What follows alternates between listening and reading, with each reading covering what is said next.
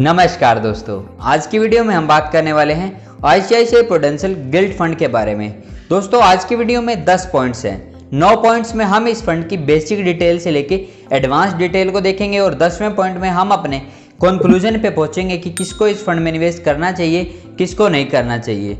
दोस्तों अगर आप इस फंड के बारे में कुछ पहले से जानते हैं तो दोस्तों वीडियो के डिस्क्रिप्शन में मैंने टाइम स्टैम्प दे दिया है, तो आप किसी पर्टिकुलर पॉइंट को भी जाके देख सकते हैं। तो चलिए दोस्तों आज की वीडियो शुरू करते हैं।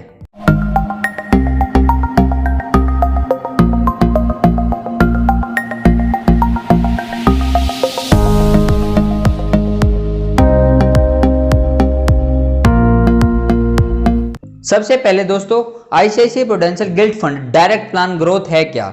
दोस्तों मैं आपको यहाँ पे एक चीज बता देना चाहता हूँ कि हर म्यूचुअल फंड में 2 तरह के प्लान होते हैं, एक होता है रेगुलर प्लान, एक होता है डायरेक्ट प्लान। तो दोस्तों आज हम इस फंड के डायरेक्ट प्लान के बारे में बात करने वाले हैं। तो दोस्तों आपके द्वारा इन्वेस्ट किया गया पैसा इस फंड के थ्रू गवर्नमेंट द्वारा जारी किए गए बॉन्ड्स एंड सिक्योरिटीज में इन्वेस्ट होता है, जिनमें रिस्क डिफॉल्ट होने का रिस्क बिल्कुल भी नहीं होता जब तक आपका पैसा आपको रिटर्न के साथ वापस नहीं लौटा दिया जाता गवर्नमेंट द्वारा।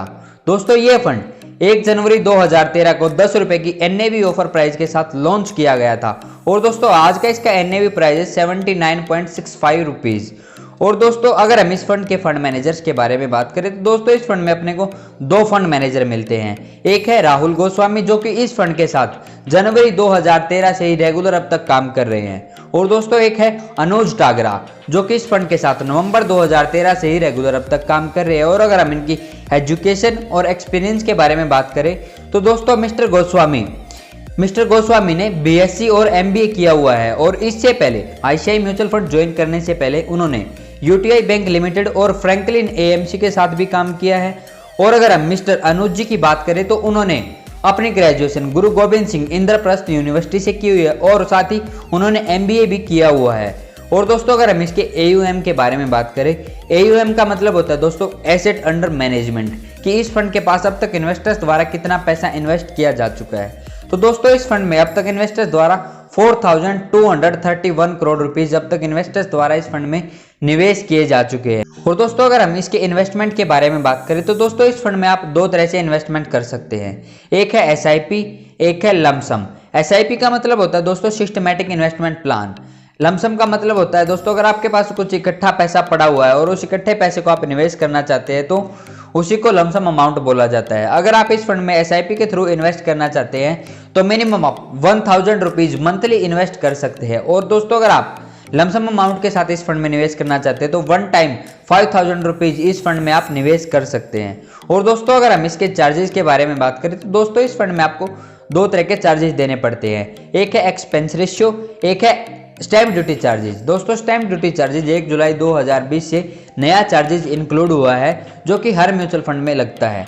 दोस्तों एक्सपेंस रेशियो चार्जेस इस फंड में अपने को 0.60% देना पड़ता है, और दोस्तों स्टैम्प ड्यूटी चार्जेस अपने को 0.005% देना पड़ता है। और दोस्तों अगर हम इसके टैक्स के बारे में बात करें तो दोस्तों इस फंड में आपको टैक्स भी देना पड़ता है। अगर आपकी इन्वेस्टमेंट को आप 3 साल से पहले रिडीम करते हैं तो आपको दोस्तों इनकम टैक्स स्लैब के हिसाब से जो भी आपका टैक्स बनता है वो टैक्स पे करना पड़ेगा। और दोस्तों अगर आप इस फंड से पैसा 3 साल के बाद रिडीम करते हैं तो आपको 20% इंडेक्सेशन बेनिफिट देने के बाद जो भी आपका रिटर्न बचता है इन्वेस्टमेंट पे, उस पे आपको इनकम टैक्स स्लैब के हिसाब से ही टैक्स देना पड़ेगा।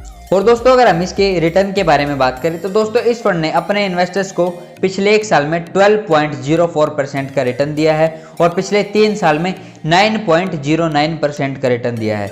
और अगर हम इसके ऑल टाइम रिटर्न को देखें, जब से ये फंड शुरू हुआ है तब से लेके अगर आज तक के इस फंड के रिटर्न को देखें तो दोस्तों इस फंड ने अपने इन्वेस्टर्स को 9.60% का रिटर्न दिया है। और दोस्तों अब हम बात कर लेते हैं इसके प्रोज और कॉन्स। प्रोज और कॉन्स का मतलब होता है दोस्तों फायदा और नुकसान।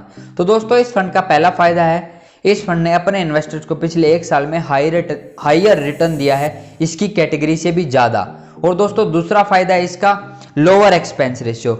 इस फंड में आपको एक्सपेंस रेशियो चार्जेस के रूप में 0.60%, जो कि बहुत ही कम चार्जेस है जो मेरे को लगता है। और दोस्तों तीसरा फायदा है इसका एग्जिट लोड इज 0। दोस्तों एग्जिट लोड चार्जेज आपको इस फंड में बिल्कुल भी नहीं देना पड़ता। कुछ म्यूचुअल फंड में आपने देखा होगा कि एग्जिट लोड चार्जेस भी देना पड़ता है। दोस्तों इस फंड में आपको कोई एग्जिट लोड चार्जेस नहीं देना पड़ता। और दोस्तों अगर हम इसके कॉन्स के बारे में बात करें तो दोस्तों मेरे को इस फंड में एक ही नुकसान नजर आता है, जो कि है return are lower than the equity के जितने भी म्यूचुअल फंड हैं उनसे कम इस फंड में आपको रिटर्न देखने को मिलता है दोस्तों, क्योंकि वैसे इक्विटी म्यूचुअल फंड्स में अपने को रिस्क भी ज़्यादा हो जाता है, इसलिए दोस्तों इस फंड में अपने को वो क्या बोलते हैं रिटर्न कम देखने को मिलता है, जो कि मेरे को लगता है कि ये नुकसान है। और दोस्तों अब हम बात कर लेते हैं इस फंड के इन्वेस्टमेंट ऑब्जेक्टिव के बारे में। दोस्तों इन्वेस्टमेंट ऑब्जेक्टिव का मतलब होता है किसी भी फंड का एम या गोल कि ये क्या अचीव करना चाहता है। तो दोस्तों इस फंड का एम है कि मैं अपने इन्वेस्टर्स को एक स्टडी एंड कंसिस्टेंट रिटर्न दे सकूं गवर्नमेंट द्वारा जारी किए गए बॉन्ड्स एंड सिक्योरिटीज में इन्वेस्ट करके। और दोस्तों ये सब हमारे 9 पॉइंट्स कवर हो चुके हैं। और दोस्तों अब हम अपने कंक्लूजन पे पहुंच चुके हैं। दोस्तों कंक्लूजन देने से पहले मैं आपको एक चीज़ बता देना चाहता हूँ, ये मेरी आपको रिकमेंडेशन बिल्कुल भी नहीं है कि आपको इस फंड में निवेश करना चाहिए या नहीं करना चाहिए। दोस्तों मैं हर वीडियो आपकी नॉलेज पर्पज़ के लिए बनाता हूँ कि आपको उस फंड के बारे में कुछ जानकारी हो जाए, या किसी भी फंड में आप निवेश करेंगे तो आपको क्या क्या चीज़ें पहले से पता होनी चाहिए। दोस्तों अगर आपने इस चैनल को अभी तक सब्सक्राइब नहीं किया है तो चैनल को सब्सक्राइब कीजिए और साथ ही बेल आइकन को दबा लीजिए, जिससे मेरी आने वाली सभी वीडियो का नोटिफिकेशन आपको सबसे पहले मिलता रहेगा। दोस्तों मेरे को लगता है कि उन इन्वेस्टर्स को इस फंड में बिल्कुल भी इन्वेस्ट नहीं करना चाहिए जो कि रिस्क लेके अच्छा खासा रिटर्न पाना चाहते हैं दोस्तों, क्योंकि इस फंड में आपको रिटर्न नॉमिनल देखने को मिलता है, जैसे जो कि 8 से 10% के बीच में रिटर्न रहता है। वैसे ये इन्फ्लेशन को तो बीट कर देता है, लेकिन दोस्तों जो ज़्यादा रिटर्न कमाना चाहते हैं तो दोस्तों मेरे को नहीं लगता कि ये अपने को एक अच्छा खासा रिटर्न दे पाएगा, क्योंकि एक डेट फंड है, रिस्क इसमें बिल्कुल भी नहीं होता।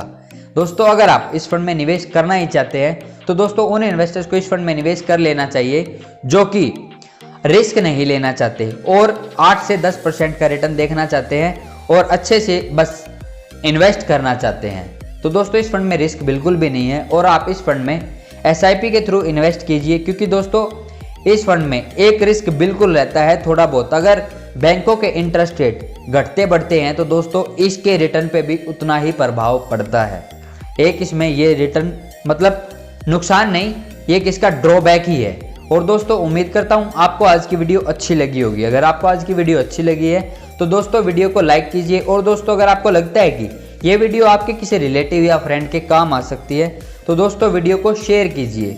और दोस्तों अगर आप ऐसी ही इन्फॉर्मेशनल और नॉलेजेबल वीडियो देखना चाहते हैं तो हमारे चैनल को सब्सक्राइब कीजिए और साथ ही बेल आइकन को दबाइए, जिससे मेरी आने वाली सभी वीडियो का नोटिफिकेशन आपको सबसे पहले मिल जाएगा। और दोस्तों अगर आपकी फिर भी कोई क्वेरी रह जाती है तो आप नीचे कमेंट बॉक्स में कमेंट करके मुझसे पूछ सकते हैं। मैं जितना जल्दी होगा उतना जल्दी आपके कमेंट का रिप्लाई करूंगा।